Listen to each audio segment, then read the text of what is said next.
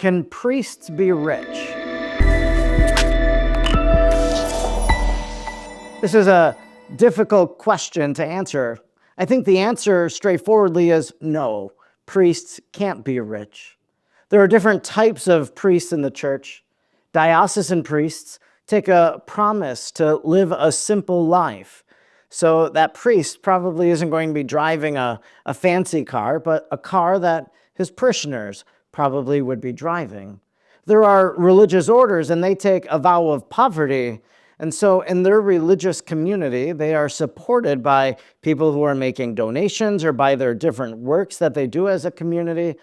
But they own nothing. The community owns it all. The community buys the cars. But that's not all that's different when it comes to diocesan priests and religious priests.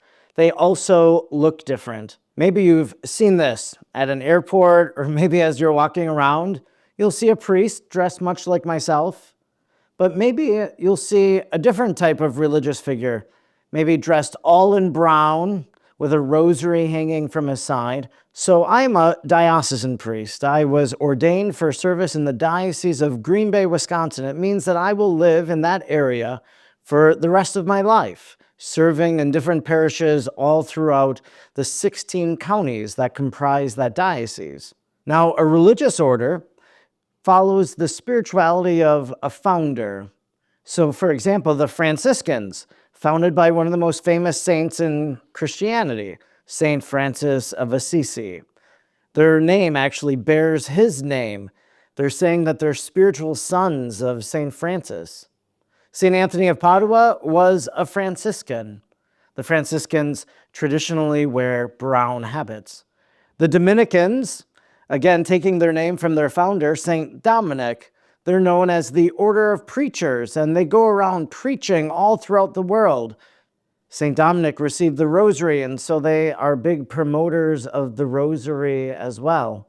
There are so many different religious orders in the church. I couldn't tell you how many there are. The Jesuits, very popular because of basketball, because, of Marquette University or Gonzaga. Our Holy Father, he is an Augustinian priest. So he belonged to an order that follows the rule of St. Augustine. There's the Carmelites, like St. Teresa of Avila or St. Therese of Lisieux, St. John Bosco. These are all different religious heritages in the church, different ways that individuals leave their father and mother and go and join a community and serve God in prayer and praying and serving their neighbor through works of charity. God calls all of these people in different ways with different charisms. And so a person discerns then, well, how is God calling me? Is he calling me to be poor? Is he calling me to a certain work in the church? And so depending on the answer to that would be where I would discern a diocesan priest, such as serving in a parish, or being a religious order priest. The other kind of difference is that religious order priests take vows. They vow themselves to poverty, chastity, and obedience. A diocesan priest makes promises of celibacy and obedience to the bishop and to pray always, and the list goes on of other promises as well.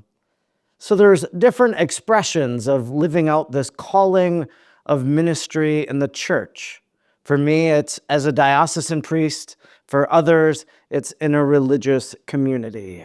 If you have a question about the Catholic faith or about being a follower of Jesus, feel free to submit it by emailing askapriest@spiritjuice.org.